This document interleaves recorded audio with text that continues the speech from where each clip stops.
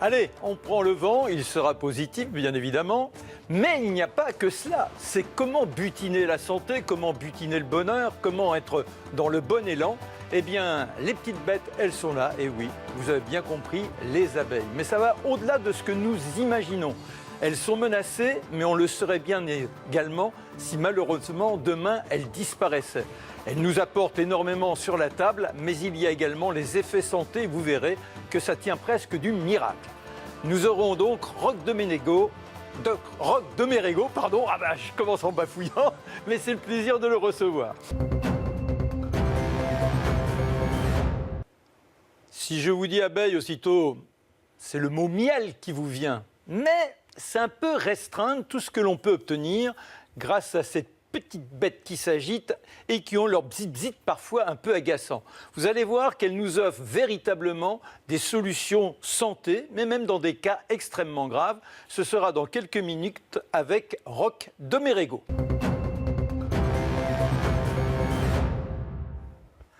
Le petit thé, mon cher Roch, voici, professeur à la faculté de médecine de Cuba. Vous avez été l'un des initiateurs de cette façon d'envisager de manière plus naturelle le traitement de maladies, je dirais presque orphelines, parce qu'il n'y avait rien pour vraiment répondre. Entre autres, c'était la sclérose en plaques. Et vous avez obtenu des résultats incroyables grâce au venin d'abeille. Oui, alors ça, c'était la première partie de mon travail. Après, j'ai travaillé avec le professeur Descottes comme collaborateur pour la cicatrisation des miels au CHU de Limoges. Ça, on va l'évoquer, mais on peut focaliser tout de suite d'abord sur la sclérose. Partons de la sclérose en plaques, qui est une maladie terrible, puisque aujourd'hui, il semble qu'on y soit condamné.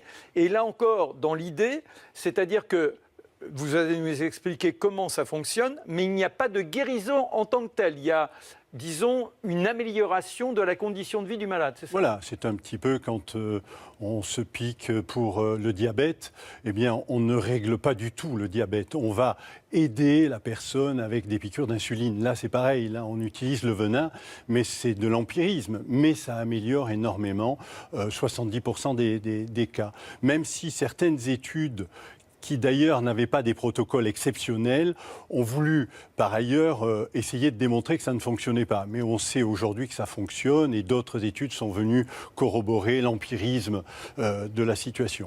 C'est vrai que le venin a une utilisation bien pratique, je dirais, aujourd'hui pour essayer de traiter quelque chose qui encore ne se traite pas. Alors comment fait-on ? C'est-à-dire que je suis chez moi, je suis victime de la sclérose en plaques, je vois que ma situation se détériore au quotidien. Lorsque je vais avoir ce traitement au venin, vous m'envoyez des abeilles ? Comment ça se passe ? Non. Alors, nous, à Cuba, c'est en milieu hospitalier. Hein. D'accord. Que ça soit clair, c'était en milieu hospitalier, suivi par des neurologues et toute une équipe. Moi, je supervisais cette équipe, je l'ai formée et j'étais là, je dirais, pour leur enseigner les techniques. Mais sinon, suivant les pays, c'est très différent. Au Japon, par exemple, ils vont prendre le dard d'abeille, ils vont piquer sur les points d'acupuncture ou ils vont piquer directement sur des points, ce que l'on appelle gâchettes.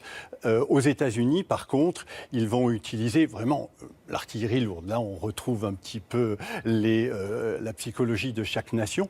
Mais très clairement, aux États-Unis, ils vont utiliser les abeilles vivantes ou alors des piqûres directement avec du matériel spécifique. C'est un traitement au long cours ? Oui. Et au quotidien ou c'est par période ? Alors, une fois qu'on a démarré le venin et qu'on voit des critères d'amélioration, on garde le venin comme on garde l'insuline pour un diabétique. C'est donc au quotidien ? Oui, non, c'est 2 à 3 fois par semaine. D'accord. Alors, c'est une demi-heure, 2 à 3 fois par semaine. On ne peut pas dire que ça soit extrêmement gênant, eu égard à la gravité de la pathologie. Est-ce qu'aujourd'hui, en France, il y a des centres spécialisés ou est-ce qu'on est obligé d'aller, vous avez parlé de l'Allemagne, la Belgique et autres, oui. sont en périphérie ? Voilà. Aujourd'hui, il y a quelques médecins qui le pratiquent, mais... À titre personnel et de façon clandestine ? Exactement. D'accord. Voilà. Ce n'est pas reconnu par la faculté ? Ce n'est pas reconnu ici par la faculté. Ailleurs, oui. Comme la cicatrisation par le miel est un petit peu reconnue ici parce que Descott avait fait un travail remarquable. Vous avez fait la transition de vous-même, Voilà. donc on sort, disons, de ce qui est proscrit au nom de la faculté, Oui. mais reconnu ailleurs, pour entrer au CHU de Limoges, où il y avait le professeur Descott qui, lui, soignait même des grands brûlés grâce au miel. Alors là, il faut aller plus loin. Oui, oui. Alors, le miel comme cicatrisant, il l'a prouvé avec son équipe d'infirmières. Moi, j'étais là en tant que conseil pendant ces 3 années avec lesquelles j'ai travaillé avec lui, avec son équipe. Mais très clairement, il a prouvé que le miel était extrêmement cicatrisant, bien meilleur que tous les produits qui existaient à l'époque, et même les plus chers. Et là aussi, il gagnait en gros, sur 35 jours d'hospitalisation, il gagnait 10 jours, ce qui n'est pas rien en termes émotionnels, en termes financiers et ainsi de suite, mais surtout aussi au niveau du prix. Et alors, bon, le prix, c'était une chose. Après, on se dit, si on a trouvé un produit miracle, tant pis, s'il coûte trop cher. L'essentiel, c'est le résultat. Là, ce qui est incroyable, c'est que le miel, en tant que tel, permet une très, très, très bonne cicatrisation. Oui, alors la peau est beaucoup plus souple en finalité. Il y a une granulation, une épidermisation, une granulation qui est remarquable. Et puis, je dirais que la peau conserve sa souplesse et on retrouve même une pigmentation. C'est le plus long à revenir. Il faut 2 à 3 ans quand il y a eu une plaie importante, même des éventrations et des choses comme ça.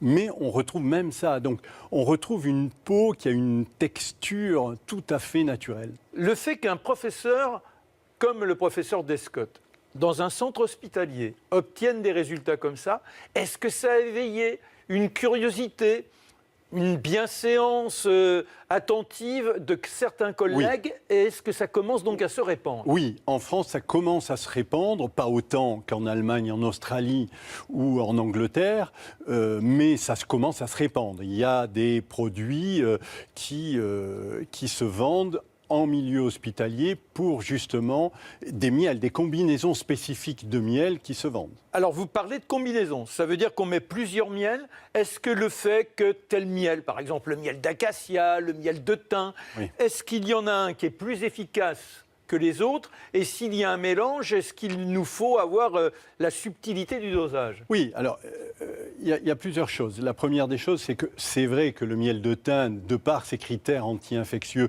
c'est celui que nous avions testé à l'hôpital de Limoges qui était le plus performant. Donc oui, il y a des composants à l'intérieur et en particulier des molécules aromatiques bien spécifiques.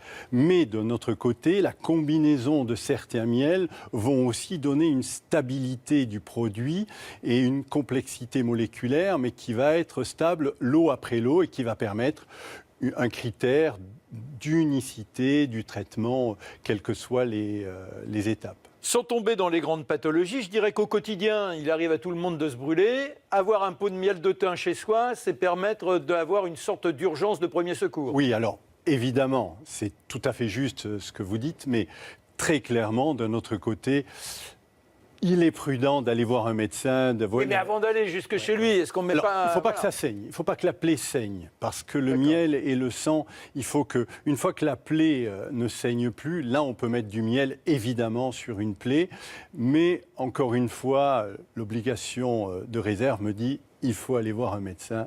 D'accord.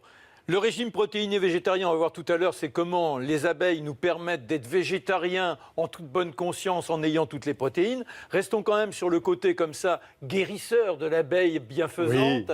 La propolis. Alors, la propolis, c'est... Alors, expliquons déjà ce qu'est la propolis. La propolis, c'est une cire qui protège les jeunes bourgeons, enfin les bourgeons sur les végétaux et en particulier les arbustes et les arbres. L'abeille qui a bien compris que le végétal allait protéger son futur, son avenir, eh bien elle va gratter cette cire, la récolte, en prend de différentes sortes, en fait une pâte dans laquelle elle rajoute évidemment de la cire, mais elle rajoute aussi un peu de venin, elle rajoute toute une combinaison d'éléments et elle en fait une pâte qui est noire ou brune ou jaune ou verte, suivant la source du végétal. Et là, elle en fait son médicament naturel. Et la propolis, cette combinaison de végétaux, va servir d'antibiotique de la ruche, d'antiviral et d'antifongique. C'est vraiment une panacée antimicrobienne au sens large du terme. L'extrapolation humaine, c'est quoi alors? Eh bien, on s'en sert au fond pour d'abord dynamiser son système immunitaire parce que c'est très efficace, mais aussi comme antioxydant, et puis pour lutter contre des pathologies. Moi, j'ai dirigé pendant 4 années un service d'ostéomyélite multirésistante à Cuba, et nous avons évité 240 amputations grâce à des combinaisons miel, propolis, huile essentielle. Et ces patients qui avaient des critères d'amputation avaient le choix ou de se faire amputer parce qu'il n'y avait plus d'autres critères, ou de venir dans notre service et de tenter l'expérience. On a quand même évité sur presque 292 patients qui sont rentrés dans le service, on a évité 284 amputations. Très bien. Alors, on pourrait continuer comme ça à décliner, ce qui peut-être fait frémir certains, mais la découverte dérange souvent. Alors notez l'information, allez plus loin dans vos propres recherches et vous verrez que Roch de Mérigot n'est pas un halluciné qui s'est levé le matin en disant joyeux. Voilà, je ferme avant. Voyons maintenant, il y a une grande tendance, c'est le vegan et puis les végétariens. Et puis on les monte du doigt, on dit mais ils n'auront pas tous les moyens de tenir en santé très longtemps. Il y a des manques. Et vous avez écrit un livre, Le régime protéiné végétarien, c'est-à-dire que le vegan n'a rien de l'animal. Il n'est pas question que l'animal travaille pour nous. Oui. Bon, donc l'abeille, on peut dire qu'on lui pique un peu de son labeur. Oui, absolument. Alors, restons avec un végétarien. Que peut-il trouver dans les produits de la ruche oui. pour son dynamisme, pour sa santé? Entre autres, il y a le pollen frais, c'est ça? Mais oui, c'est ça. En fait, en gros, l'abeille a 2 sources. La première, c'est son carburant, c'est le miel. Elle a besoin d'énergie, elle va le chercher dans le miel, parce que le miel, c'est pas pour nous qu'elle le fabrique, c'est d'abord pour elle, c'est leur carburant. Et puis, il y a le pollen. Et le pollen, c'est le steak de l'abeille. C'est l'apport protéinique pour les abeilles. Eh bien, ce steak des abeilles, quand on le récolte, avec modération pour leur en laisser... Bien sûr, Voilà. On pique, mais adroitement. Ouais. Adroitement. Elle pique aussi adroitement. Mais nous prenons la part qui est raisonnable. Et quand on prend la part qui est raisonnable et qu'on le congèle tout de suite et qu'on récolte ce pollen frais, il a un potentiel de vie extraordinaire, un potentiel protéinique qui est supérieur au steak, ou en tout cas égal à la meilleure des viandes, tout en apportant des bons éléments, alors que la viande a des éléments toxiques. Alors là encore, plusieurs points pour rebondir. Déjà, ça signifie que le pollen sec que l'on trouve à profusion, il perd de ses qualités. Moi, j'avais fait une émission avec le professeur Rémi Chauvin, qui a beaucoup travaillé sur la longévité, et qui m'avait dit Notre père à tous. Voilà, que ce pollen frais, pour l'aider à bien l'assimiler, il fallait par exemple manger un fruit en même temps. Mais est-ce qu'il y a un pollen qui est plus vivifiant que l'autre? C'était le pollen sec. Non, le pollen frais. Ouais. Là, je suis étonné parce que c'est un Allemand, un professeur allemand qui a vraiment montré que l'assimilation du pollen frais ou sec d'ailleurs était dans notre tube digestif facilement effectuée. Il ne fallait pas le tremper. Non, mais ce n'est pas une question de facilité, c'était de créer une dynamique, une sorte d'amplification. Oui, d'accord. Voilà. Non. Oui. Et donc, restons sur cette idée. Il y a une grosse différence. Est-ce qu'il y a un pollen issu d'une fleur particulière qui serait meilleur que l'autre? Alors, les pollens issus de différentes fleurs, monofloraux, comme on dit, les pollens monofloraux sont avec des particularismes biochimiques très spécifiques qui donnent des orientations thérapeutiques ou alimentaires bien spécifiques, puisqu'on parle aussi d'une médecine de prévention dans ce cas-là. Bien sûr, c'est plus de la médecine, c'est dans la notion chinoise. Dans la notion chinoise.